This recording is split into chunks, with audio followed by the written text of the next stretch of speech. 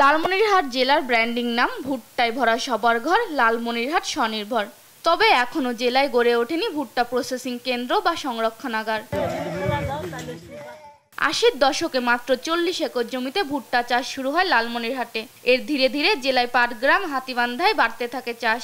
এবার ৫ উপজেলায় ভুট্টা চাষ হয়েছে ৩২,৯১০ হেক্টর জমিতে। তবে ভুট্টা নির্ভর শিল্প কারখানা ও সংরক্ষণাগার না থাকায় দ্রুত ভুট্টা বিক্রি করতে হয় চাষিদের।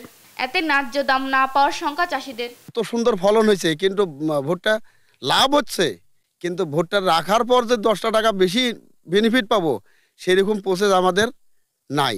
আমাদের ভুট্টার ফসল আর কি রাখার মতো বা প্রসেসিং করার মতো এই লালমনিরহাট জেলায় কিছু নাই। যদি রাইখে বিক্রি করি তাহলে হয়তো বা কিছু লাভ হতে পারে।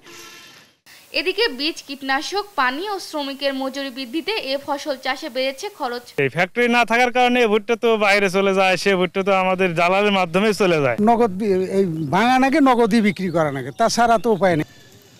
সংরক্ষণাগার থাকলে কৃষকরা অধিক লাভবান হতো, স্বীকার করছেন কৃষি বিভাগের এই কর্মকর্তা। কৃষকরা যদি নিজেরা সংরক্ষণ করতে পারতো তাহলে এই ভুট্টার দামটা আর বেশি পেত। আর সরকারিভাবে আপাতত কোনো ভুট্টা ক্রয় কেন্দ্র বা এই ধরনের কিছু নাই। অর্থনৈতিক উন্নয়নে ভুট্টা নির্ভর শিল্প কারখানা গড়ে তোলার বিষয়ে কেউ এগিয়ে আসলে সহযোগিতা করার আশ্বাস দেন জেলা প্রশাসক। আমরা বিসিকে তাদের প্লট দেওয়ারও সিদ্ধান্ত নিয়েছি এবং ব্যক্তিগত জমিতেও অনেকে তারা এই ভুট্টা নির্ভর শিল্প কারখানা স্থাপনের জন্য আগ্রহ দেখিয়েছে এবং তারা এগিয়ে আসতেছেন। আমরা তাদের সাথে যোগাযোগ অব্যাহত রেখেছি। বর্তমানে প্রতি মণ ভুট্টা ৮০০ থেকে ১০০০ টাকায় মিলছে। তবে সংরক্ষণাগার থাকলে ১২০০ থেকে ১৫০০ টাকা দাম পাবেন বলছেন চাষিরা।